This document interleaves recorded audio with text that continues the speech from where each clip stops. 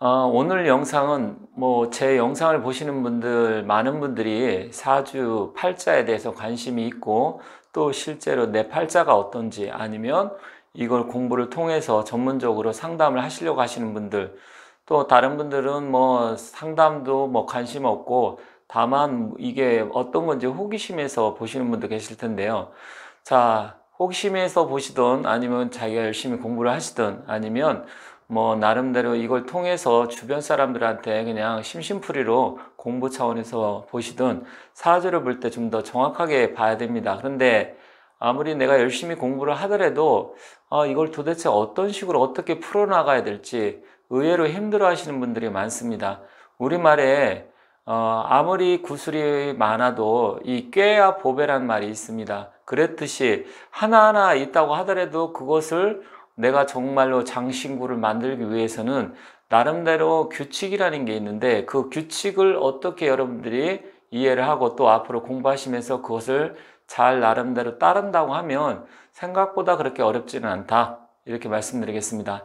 자, 사주를 풀 때 제일 중요한 부분이 뭐냐면 일단 나무만 보지 말고 전체적인 숲을 봐야 됩니다. 그 의미가 자, 여기서 사주 팔자가 결정이 딱 되는데 일반적으로 만세력을 뽑으면 그거는 요즘 어플이 있어서 굳이 책을 안 본다고 하더라도 대부분 만세력으로 다 나와 있기 때문에 딱 기본적으로 사주 팔자와 대운, 세운까지 주르륵 나와 있습니다. 그런데 이 8글자를 놓고 봤을 때 하나하나는 그 의미, 이 하나하나가 나무라고 하면 그 의미는 공부해서 알겠는데 이것을 전체적으로 통으로 딱 놓고 봤을 때 도대체 어디부터 먼저 시작을 해야 될지 막막하시다는 분들이 있습니다. 혹시 그런 분이 계시다면 한번 잘 들어주시고요. 아니다, 나는 그래도 한눈에 지금까지 공부 열심히 해서 딱 보면 알 수 있다 이렇게 생각하시는 분은 그냥 참고 삼아서 제가 말씀드리는 이 사람은 또 이렇게 생각하는 부분이 있구나 이런 식으로 받아들이시면 되겠습니다. 자, 기본적으로 우리가 연월일시를 기준으로 해서 이 사주가 결정이 되죠. 그렇다고 하면 항상 말씀드리는데 제가 다른 영상에서도 사주를 어떻게 쉽게 보는지 말씀드린 적이 있습니다. 일단 한눈에 딱 봐야 될 건 무엇이냐면 내가 어떠한 일간을 갖고 그러니까 갑이냐 아니면 을이냐 병이냐 정이냐 해서 10개의 천간이 결정되죠. 그 천간이 일간이 몇 월생인지 항상 나의 이 일간이 몇 월이냐 월지가 어떻게 되느냐 이것을 기본적으로 한눈에 딱 무조건 맨 먼저 파악을 하셔야 됩니다. 그래서 내가 간목일간으로 태어났다. 그런데 이게 5월에 태어났다 그러면 간목이 5월에 태어났으니까 5월에 태어난 간목이구나 이런 식으로 해서 일단 몇 월생인지 그리고 어떠한 일간을 갖고 있는지 이게 한눈에 들어와야 되고요. 두 번째로는 딱 봤을 때 일단은 이 일지는 또 어떻게 되는지 이 일지는 나의 일간을 기준으로 해서 어떻게 됐는지 그래서 첫 번째로 여러분들이 딱 눈에 담아 두셔야 되는 게 이렇게 보니까 무슨 신발 같기도 하고 의자 같기도 하네요. 딱 이게 한눈에 딱 들어와야 됩니다. 그래서 첫 번째로는 눈에 딱 가는 게 첫 번째 일간을 파악하고 그 다음에 몇 월생이냐 일간을 파악하고 몇 월생인지 이게 한눈에 딱 들어와야 됩니다. 그래서 일간 중심으로 몇 월생인지 그리고 두 번째는 뭡니까? 일지를 파악을 해야 됩니다. 물론 사람에 따라서는 그렇게 안 보고 그냥 이것을 일주로 해갖고 연월일시니까 일주 전체적으로 딱 보고서 그 다음에 몇 월생인지 이렇게 볼 수도 있습니다. 그거는 좀 사람마다 좀 차이가 있지만 일단 일지가 됐든 월지가 됐든 지금 말씀드린 이 일간을 중심으로 월지와 일지를 딱 파악을 해야 됩니다.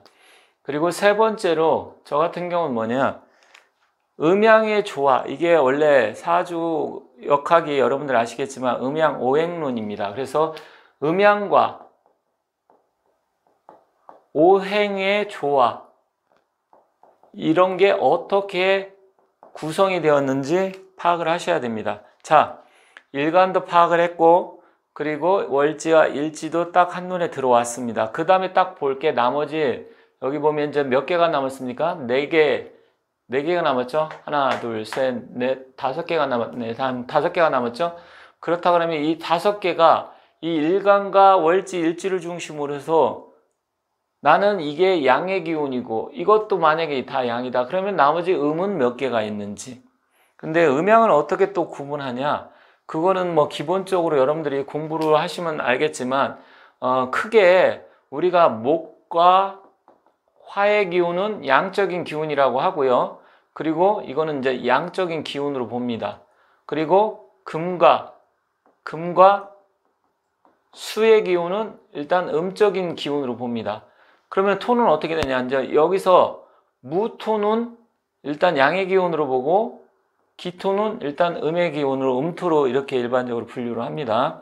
그런데 이 목화토금수 중에서도 이 기토와 무토는 기토는 음이고 무토는 양이라고 말씀드렸죠. 그런데 또 다시 이 목을 보면 목 중에는 간목과 을목이 있죠. 근데 이 간목은 또 목 양에서도 이건 또 양으로 보고 이거는 음목으로 봅니다. 여러분들이 한 가지 아셔야 될 게 양은 100% 양이 아니고 음은 100% 음이 아닙니다. 양 속에 음이 있고 음 속에 양이 있다. 남자도 여성성이 있을 수 있고 여성도 남성성이 있을 수 있다는 것을 항상 염두에 두지만 기본적으로 그래도 양인지 음인지 이걸 구분해야 됩니다. 그러면 어떤 사주가 여기가 딱 보니까 나는 수의 날에 태어났는데 수 일간을 갖고 역시 지지도 뭐 수인데 여기는 이제 목이나 화가 있다. 그러면 이 목이나 화는 좀 전에 말씀드렸듯이 양의 기운이라고 말씀드렸죠. 그렇지만 그 목이나 화 속에서도 또 음화가 있고 양화가 있습니다. 그래서 결국 이 음양은 어떻게 되어 있는지 이 음양의 조화를 일단 살펴봐야 됩니다. 전부 양으로 되어 있다든지 전부 음으로 되어 있다든지 하면 일단 한눈에 딱 봤을 때 인생이 굴곡이 생각보다 심할 수가 있습니다. 왜냐하면 음양의 조화가 이루어져야 세상의 모든 만물이 원활하게 돌아가기 때문에 그런데 너무 양이 많다든지 너무 음이 많으면 안 좋다. 그 다음에 이게 음양이 파악이 되면 오행을 봐야 됩니다. 내가 목이라 그러면 뭐 화, 토, 금, 수가 어떻게 또 구성이 되어 있는지 그래서 이 목화, 토, 금, 수가 골고루 잘 구성이 되어 있으면 여러분들이 그 음양 오행의 상생 상극을 잘 아시겠지만 목, 화, 토, 금, 수 이런 식으로 오행을 골고루 갖춰져 있으면 목생화, 화생토, 토생금, 금생수, 수생목 이렇게 해서 이 상생의 기운이 잘 갖춰져 있죠. 그런데 이게 상생만 되어 있는 게 아닙니다. 여기서 보면 또 목국 토 해서 상극에 되어 있고요. 토국 수, 또 수국 화, 화극 금, 금금 목 이렇게 해서 이 오행을 잘 갖고 오행에 주류하면 실질적으로 상생도 되어 있지만 적당하게 상극의 기운을 갖고 있기 때문에 제어도 어느 정도 각자 서로 균형을 맞춰가면서 하고 있습니다. 그래서 사주가 좋은 사주인지 안 좋은 사주인지 이걸 한눈에 딱 파악을 하려고 하면 일간과 월지의 힘의 중심점 내가 세력이 센지 약한지 그래서 신약인지 신강한지 이걸 파악을 하겠지만 그 다음에 딱 봤을 때 음양 오행의 조화가 어떻게 구성이 되어 있는지 만약에 좀 신약하고 또 신강하더라도 이렇게 음양 오행의 조화가 잘 구성이 되어 있으면 한쪽 기운으로 치우친 부분이 있지만 이게 모든 게 순환 상생이 잘 되고 생극 재화가 잘 되어 있기 때문에 아주 뭐 인생 자체가 곤궁하다든지 힘들다든지 그런 면에서는 다른 팔자 타고난 사람보다는 훨씬 더 사주가 그래도 좋다 이렇게 보시면 됩니다. 일단 뭐 돈복이 많고 직업운이 뭐 어떻고 이런 건 다음 문제고요. 일단 오행이 이렇게 주로 순환 상생이 되면서 잘 갖고 있으면 기본적으로 괜찮은 사주다 이렇게 보시면 됩니다. 그 다음에는 근본적으로 이제 사람들이 자평 명리학에서 가장 중시 여기는 게 이제 옛날만큼은 아니지만 이제 격을 따집니다. 어떠한 격을 갖고 있냐. 이게 뭐 내격이냐, 특별격이냐, 아니면 종격이냐, 뭐 이런 걸 이제 파악을 하고 하는데, 기본적으로 뭐 일반 내격, 정격 사주가 거의 뭐 8, 90%가 되고, 특별격, 종격 사주는 뭐 1, 20%밖에 안 되기 때문에, 실제로 뭐 정말로 저희 같이 뭐 상담을 많이 하는 사람들은 그래도 다양한 사주를 볼 수 있겠지만, 그게 아니고 일반적인 사람들이라고 하면 특별격 사주는 아주 간혹 있다, 이렇게 여러분들이 생각하시면 됩니다. 그래서 격을 따지고 그 다음에 격이 됐으면 격국에 따라서 이제 용신이 어느 정도 결정이 되겠죠. 그렇지만 이거는 기본적으로 좀 여러분들이 공부를 좀 많이 하셔야 어떤 격이 무엇이고 또 이게 신강한지 신약한지 거기에 따라서 용신이 결정되는데, 그러한 부분을 다음 단계로 보셔야 됩니다. 딱 봤을 때 격이라는 것은 주로 뭘로 결정한다 그랬습니까? 이 월지를 가지고 결정을 하게 되겠죠. 월지가 또 지장간 속에 있는 게 천간에 어떻게 투출되어 있느냐, 또 투출이 안 되어 있느냐, 거기에 따라서 일반 내격이 결정되고, 그렇지 않고 전체적으로 한 가지 기운으로만 다 되어 있느냐, 아니면 나를 극하는 기운으로만 되어 있느냐, 아니면 뭐 합하는 기운으로 되어 있느냐, 이런 거에 따라서 이제 특별격이 결정되면서 거기에 따라서 용신이 결정됩니다. 그 다음에 다섯 번째로는 뭐냐, 이게 이제 어느 정도 여러분들이 이걸 하셔서 내가 딱 봤을 때 전체적으로 이게 파악이 되고 격까지 정해지고 용신까지 이제 결정이 되어 있다. 그렇다고 하면 이제 각자 힘의 세기 뭐 이런 걸 봤을 때 여기서 이제 12운성의 기운은 어떻게 되고, 12운성은 뭐로 이루어졌고, 또 12신살은 어떻게 되어 있는지 이걸 보면 됩니다. 그래서 12운성이라는 것은 어떤 나의 기운을 본다고 일단 생각하시면 됩니다. 그래서 우리가 장생부터 시작을 해갖고 묘구까지 들어가서 절태양해서 다시 절지부터 시작해서 다시 순환 상생하는 이런 12운성의 흐름을 보고, 그 다음에 12신살이라는 것은 실제로 벌어지는 일이라고 보면 됩니다. 그러니까 12운성은 약간 이게 내가 예를 들어서 육친이 결정되면 그게 힘이 센지 안 센지 이런 걸 보게 되는 건데, 그런 부분을 보시면 되고요. 또 12신살은 그게 실제로 발생하는 일이라고 이렇게 보시면 됩니다. 그리고 이제 중요한 요거는 뭐 순서가 5, 6번은 바뀌어도 됩니다. 이제 10신이라 그래서 10신, 육친 이게 무엇으로 구성됐는지 이제 봐야 됩니다. 5, 6번은 순서 상관없습니다.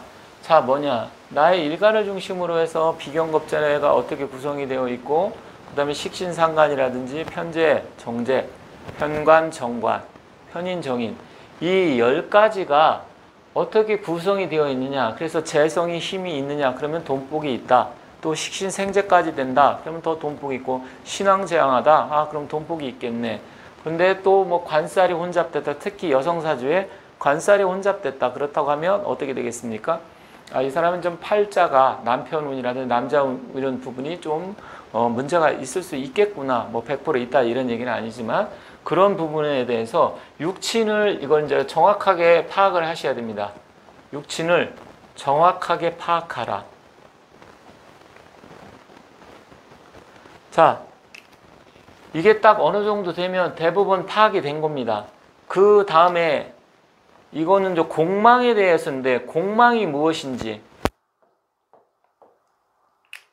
공망이라는 것은 내가 태어난 일주를 기준으로 해서 일단 공망을 보는데, 연주를 공망을 따지는 연주 공망을 보시는 분도 계십니다. 하지만 뭐 자평명리학에서는 일단 일주를 중심으로 하니까 공망에 따라서 그 해당되는 육친이 아니면 해당되는 신살이라든지 그런 게 공망이 됐다. 그렇다고 하면 그 부분은 뭐 약할 수도 있고, 물론 공망이 나한테 좋은 쪽으로 작용할 수도 있습니다. 흉살이 공망이 되면 일단 뭐 흉살의 기운이 약해지니까 나한테 도움이 되겠죠. 귀신이 공망이 된다든지. 그런데 희신이나 용신이 공망되면 용신덕을 또 못 보게 되겠죠. 그래서 이러한 부분을 여러분들이 파악을 하시면 됩니다. 여기서 이제 마지막으로 한 가지 더 파악을 한다고 하면, 그 다음엔 무엇입니까? 이제 기타 신살,